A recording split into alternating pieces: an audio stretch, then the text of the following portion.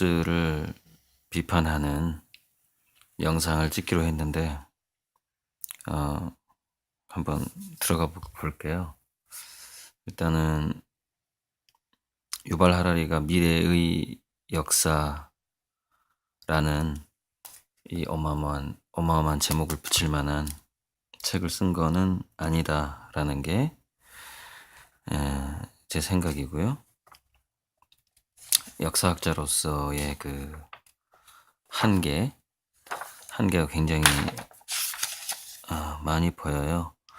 그러니까 예전에 왜 공자 선생님께서 하기불사즉 망, 사이불학즉 태라고 생각하되 공부하지 않으면 위태로워진다. 공부하되 생각하지 않으면 어두워진다. 그랬었는데 이 책은 유발 하라리의 책은 사이불학에 가깝습니다. 그러니까 생각은 했는데 공부가 부족했다. 이렇게 판단이 들어요. 뭐 종일 생각, 뭐 공자 선생님께서 그런 얘기도 했죠. 뭐 내가 종일 잠도 안 자고 밥도 안 먹고 생각을 해봤는데 잠깐 배우는 것만 못하더라, 이런 말이 있는데 유발 하라리가 어떤 부분들을 많이 놓쳤는지 한번 보자고요. 제가 이 책을 보면서 느낀 게 과거를 정리하는 능력하고 미래를 예측하는 능력은 그게 분명히 일치하지가 않구나. 그러니까 이분이 하라리가 역사를 정리하는 능력은 있을지 모르겠으나 미래를 예측하는 데 있어서는 상당히 오판을 많이 하고 있다. 그리고 그 오판을 많이 하게 된 이유는 역시 사이불학이다. 배움이 부족했다라는 생각이 굉장히 많이 들어요. 서문에서 북한에 대한 얘기를 자꾸 하는데 이게 한국인들의 어떤 그 관심을 불러일으키기 위한 장치 같아요. 그래서 다른 나라에서 출판할 때는 그 나라에 해당하는 서문을 분명히 썼을 것이고, 이렇게 좀 원래 사피엔스 이런 책이 한 권 많이 팔리게 되면은 서점가 출판사에서 유혹이 많이 들어와요. 후속작을 쓰자 이러면서. 그러면서 이제 기획 출판으로 들어가는 경우가 많거든요. 그래서 이제 전체 원고를 작가가 손대는 게 아니라 출판사의 구성 작가들이 손을 대는 방식.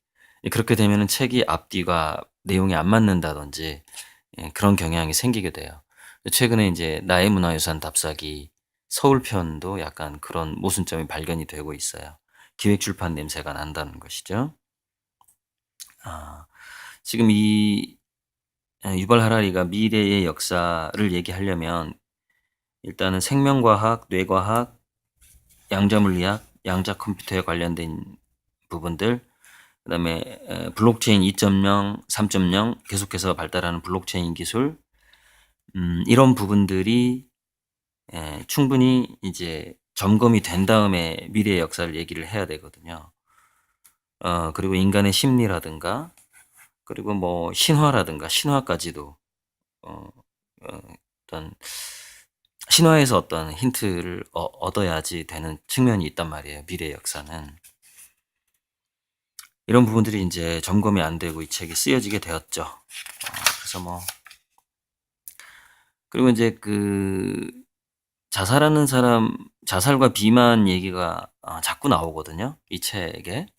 그래서 먹고 살만해졌다 이런 얘기가 나오는데 이게 제가 어떤 좀 음모로 느껴지냐면은 세계 자본을 흔드는 유대 자본이 있어요. 유태인들이 생존 전략으로 선택했던 거죠. 그래서 월가도 유태인들이 많이 그 자본을 잡고 있잖아요.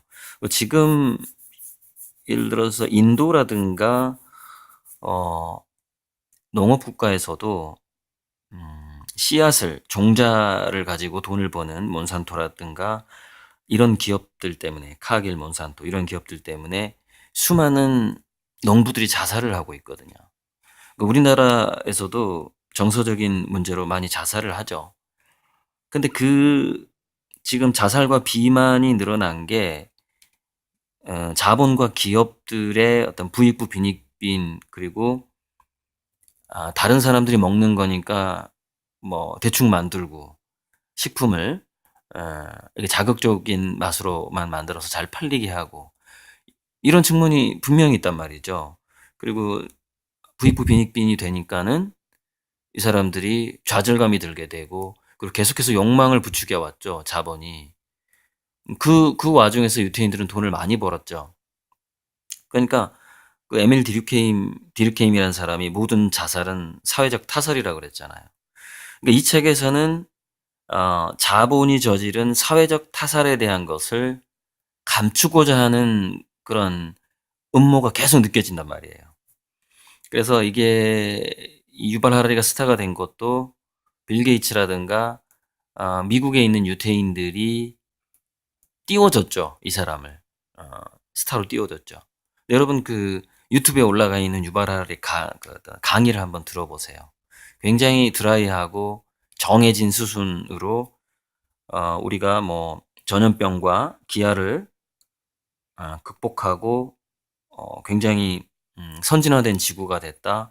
비만과 자살로 죽는다. 이러면서 비만과 자살로 죽는 것에 대해서 개인적인 문제로 치부해버리는 강의가 줄곧 나옵니다. 이게 굉장히 큰 문제라는 것이죠. 이게 뭐랄까, 자본과 유태인들의 그 자기 합리화를 위한 어떤 그것을 뒷받침하는 방식의 그런 책이에요, 이 책이. 그거를 밑에 깔고 있다라는 것이죠. 그런 느낌들이 계속 들어요. 그래서 지금 그 인류의 그 행복을 연구하는 사람들에 의하면은, 우리 인류는 오히려 여가 시간이 점점점 줄어들어 왔고요. 전염병의 문제라든가 이런 것들이 도시화되고, 또 자본주의화되면서 더 증폭된 경향이 있단 말이죠. 그러니까 우리는, 어, 그러니까 예전에는 기아 자체가 아예 없었고요. 이 지구가 풍부했기 때문에 전염병도 그렇게 많지 않았죠. 그러니까 다시 악화됐다가 지금 좋아지는 과정인데, 지금 좋아지는 과정이라고 볼 수가 없어요, 이게. 어, 뭐 이렇게 바이러스라든가 또는 최근에 미세먼지 같은 거 있잖아요. 그래서 지금은 흡연과 상관없는 폐암 환자들이 많이 늘어나고 있거든요. 특히 여성들. 이게 다 미세먼지와 관련된 거고, 그 미세먼지를 또 누가 만들죠? 자본이 만들었잖아요. 자본주의 기업, 어, 소비를 미덕으로 하는 그런 것 때문에 만들어진 측면이 있죠. 그리고 이렇게 전 지구를 자본화하는 데 있어서 유태인들의 역할이 상당히 컸는데, 그 부분을 전혀 얘기하지 않고, 또 그동안 이 지구상에서 굉장히 치명적인, 굉장히 그 대규모 학살이 물론 그 유태인 학살도 있었지만은 그거보다 더 대규모 학살은 아메리카 원주민들 학살이거든요. 그 백인들이 저질렀던 그 식민지를 넓혀가던 시대에 엄청나게 많은 사람들을 죽인 그런 학살들이 있었단 말이죠. 그런 부분들 언급이 안 되고 있죠. 과거 그런 부분들이 좀 축소되어 있죠. 이 책을 보면요. 그래서 이제 우리가 지금 현재 뭐 굶주림, 질병, 폭력을 넘어가서 불멸, 행복, 신성을 추구하는 그런 문명으로 바뀌어갈 것이다, 이런 식으로 얘기를 하는데, 여러분 유태교도 모세오경을 기본으로 하고 있고요. 구약 성경을 읽어보면 이 하라리도 이제 구약 성경에 대해서는 그 여러 가지 모순점을 지적하고 있는데, 굉장히 위험한 요소가 뭐가 나오냐면은, 그러니까 여호와라는 신이 자기들의 신이고 이 민족들을 죽이는 장면들이 많이 나와요. 그러니까 유대교도 그렇고 기독교에도 상당히 퍼져 있는 그런 도그마 또는 패러다임이 뭐냐면 인종차별주의예요. 그래서 지금 예를 들어서 그 트럼프도 인종차별 인종주의자라고 지금 추정이 되고 있고, 빌 게이츠 아버지까지도 그 우생학을 굉장히 중요시 여겼던 인종차별주의자라고 하거든요. 전반적으로 유태 교인 자체가 다 거의 대부분 인종차별주의자들이에요. 그렇게 보시면 돼요. 그걸 선민사상이라고 하죠. 유태인들이 자기들이 지구상에서 더 이렇게 우성 인자를 가지고 있는 그런 신에게 선택받은 민족이다. 이런 정신으로 꽉 차 있단 말이죠. 그래서 팔레스타인 공격할 때도요, 거의 죄의식 없이 그냥 공격해요. 왜? 자기들이 선민이니까. 전쟁 중독 이런 만화 같은 걸 보면은 미국에서도 그런 인종차별주의가 바탕에 깔려 있다. 전쟁을 하는 데 있어서 그런 부분들을 볼 수가 있죠. 지금 우리는요, 물론 불멸, 행복, 신성으로 가긴 가요. 그런데 엄청난 난관을 중간에 두고 있고, 또 우리가 이 생명과학의 문제, 바이오의 문제가 그렇게 쉽게 정복되지가 않아요. 양자 컴퓨터보다 훨씬 더 발달된 컴퓨터가 생명과학에 뛰어들어야지 이제 정복될 기미를 보이고 있거든요. 지금 우리가 DNA를 다 해독한 게 아니라 DNA를 전체 분류를 했지만 어떤 DNA가 사람마다 다 다르게 발현되고 이런 부분들은 그다음에 그 질병의 스위치가 아주 여러 개, 60개, 80개 이상 되고 그런 어떤 사회적인 심리적인 환경, 물질적인 환경에 의해서 병에 걸리고 하는 이런 부분들을 극복하려면 굉장히 앞으로 오래 걸린단 말이죠.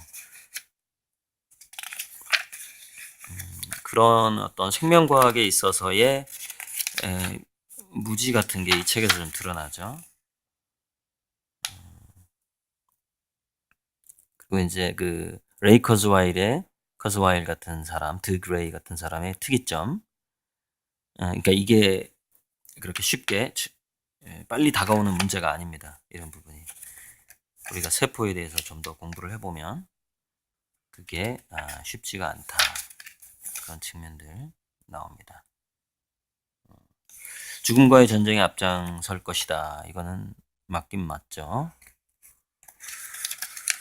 자, 좀 빨리 넘어가야 되겠네요. 책이 두껍고 제가 읽으면서 이렇게 이 사람이 책을 쓰다가 추측하는 말투로 써야 되는 부분을 너무 단정적으로 쓰는 그런 실수들을 참 많이 하더라고요. 뭐 이런 겁니다. 생명과학에 따르면 행복과 고통은 단지 그 순간에 어떤 신체 감각이 우세한가의 문제다. 이런 식으로 자꾸 우울증은 뭐 일종의 불쾌한 신체 감각이다. 이런 식으로 완전히 몸 중심으로 감정을 진행하는 물론 생명과학에 따르면 이것도 말이 안 돼요. 지금 생명과학은 PNEA라고 그래가지고 사이코 뉴로 엔도 이뮤널러지라고 그래가지고 사이코 즉 심리적인 측면을 굉장히 중요시 여기면서 발달을 하고 있단 말이에요. 생명과학이 그렇다 이렇게 절대 단정할 수가 없는 부분인데 생명과학에 따르면 이런 말을 하면서 지금 생명과학의 흐름에 대해서 이렇게 싸잡아서 굉장히 뭐랄까 유물론적으로 얘기를 해버렸다고나 할까요? 그런 어떤 좀 너무 섣불리 말해버리는 측면들이 많이 나타나요. 자기가 공부가 부족한 측면을 이렇게 부드럽게 표현을 해줘야지 그걸 더 과감하게 얘기하는 측면이 있어요. 그러니까 좀 무식하면 용감해져 버리는 그런 측면이 분명히 있다는 거죠. ADHD가 문제는 아이들이 아니라 교육제도 있다. 저도 이거 주장하는 건데 이건 정말 칭찬해주고 싶어요. 이런 거 언급한 거는 굉장히 칭찬해주고 싶고요. 등등등등 쭉 나가는데 이건 뭐지? 이게 이제 인간이 신이 되는 문제인데 마음을 읽는 헬멧 나오고 상상으로 로봇을 움직일 수 있는 이런 부분들이 나오는데 어쨌건 제가 이걸 일일이 읽으면서 지금 얘기하긴 어렵고요. 신기술로 인간의 마음을 재설계해서 호모사피엔스는 사라질 것이다. 이런 측면들이 이게 지금 인본주의가 아니잖아. 이렇게 가버리면은 그러니까 인공지능하고 보편 인공지능, 범용 인공지능이 나왔을 때 인공지능이 인간에게 맞춰줄 가능성이 오히려 많거든요. 인공지능은 세포가 없기 때문에 이렇게 쓸데없는 욕망이나 이런 것들이 자연 발생적으로 생기질 않는단 말이죠. 그래서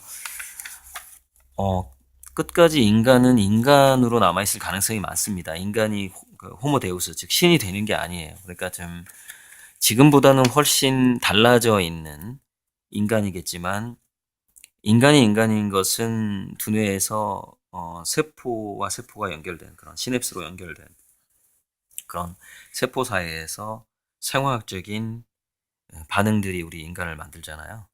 그래서 이런 부분이 쉽게 인공지능이 나온다고 해서 인간이 호모데우스가 된다거나 하는 부분은 그런 부분도 문제고요. 이렇게 얘기하는 것도 문제고, 또 하나는 인공지능이 우리가 동물들한테 함부로 하는 것처럼 아마 호모사피엔스를 인공지능이 함부로 하는 그런 시대가 오지 않겠느냐, 이제 그런 주장도 인공지능이 어떤 권력욕과 욕망을 갖게 된다는 얘기인데, 그 부분도 수많은 인공지능 학자들이 유발 하라리를 지금 비판을 하고 있죠. 그게 굉장히 어려운 문제거든요. 그러니까 바이센테니얼 맨이라는 영화에서 보면은 그 인공지능 로봇이 인간화가 되는데 거의 200년이 걸려요. 마지막에 이제 죽음을 선택하는 데까지 쭉 가는데, 어쨌건 스스로 인간이 되기 위해서 살아있는 그 세포를 자기 몸에 이식을 한다거나 이런 어려운 과정을 겪죠. 그러니까 인공지능이 인간다운 욕망을 가지려면은 그 인공지능 몸속에서 생화학적인 반응이 일어나야 되거든요. 즉 오장육부가 인공지능의 몸 안으로 들어가야 된다는 얘기죠. 즉 살아있는 생명체가 돼야지 그게 가능하거든요. 그러니까 흉내 내는 거하고 정말 욕망이 생기는 거하고 좀 다른 문제란 말이죠. 그러니까는 프로그래밍이 돼서 욕망이 아주 더러운 욕망을 가진 인간에 의해서 교육받은 로봇이 그걸 흉내낼 수는 있어요. 그런데 그 인공지능 로봇이 범용 인공지능이 됐을 때는 또 그런 시대도 끝나게 되죠. 인공지능이 스스로 합리적인 판단을 하게 되는데 굉장히 냉정하게 판단을 하게 될 거예요. 그래서 인간은 오히려 더 세포적이고 더 생명의 현상이 아주 정교하게 검증된, 제가 그래서 그 인간이 자기의 세포를 다 들여다보고 또는 조정할 수 있는 그런 단계를 호모 옵티바이옴이라고 이름을 붙여봤는데, 호모 옵티바이옴으로 가지 호모 데우스로 가기는 힘들다, 인간이. 이건 뭐지? 브레이크. 여기서 인공지능 분야에서 전체 시스템을 이해하는 사람이 없다라는 얘기를 자꾸 해요. 그러니까 예를 들어서 뭐 인공지능, 나노기술, 빅데이터, 유전학 이런 전공자들은 많은데 전 분야에서 그 점을 연결해서 완성된 그림을 볼 수 있는 사람은 없다, 이런 말을 자꾸 하는데, 잠시만요. 네. 부동산 쪽에서 전화가 와가지고요. 스팸 전화죠. 자, 그런데 이렇게 전반적인 분야, 그러니까 저 같은 경우에는 이 전체 분야를 다 이해하기 위해서 정말 거의 매일 공부를 하는 사람이거든요. 그래서 이 점을 다 연결해서 보려고 노력하는 사람이고, 그런데 그런 거를 예측할 수 있는 사람이 없다. 뭐 10년 뒤를 예측할 사람이 없다. 전체 점을 연결할 사람이 없다. 자기가 못하는 거지 왜 이렇게 하는 사람이 없는 거죠? 유발 하라리가 못하는 거죠. 못했기 때문에 이 책에서 계속 미래 예측들이 이렇게 틀린 점들이 발견이 되는 것이죠.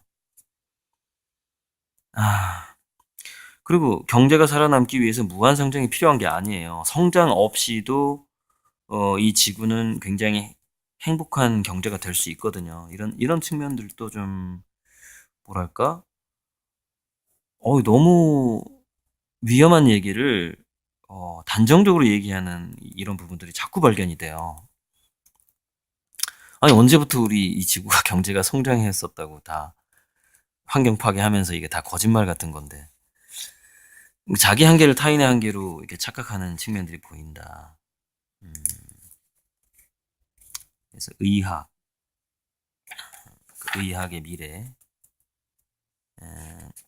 그 다음에 예를 들어서 우리가 이제 그 가타카에서 보이는 것처럼 자기 자식을 영리하게 유전자 조작하는 문제도 그게 굉장히 쉬운 문제가 아니에요. DNA가 어떻게 발현될지 모르기 때문에 리스크가 있죠.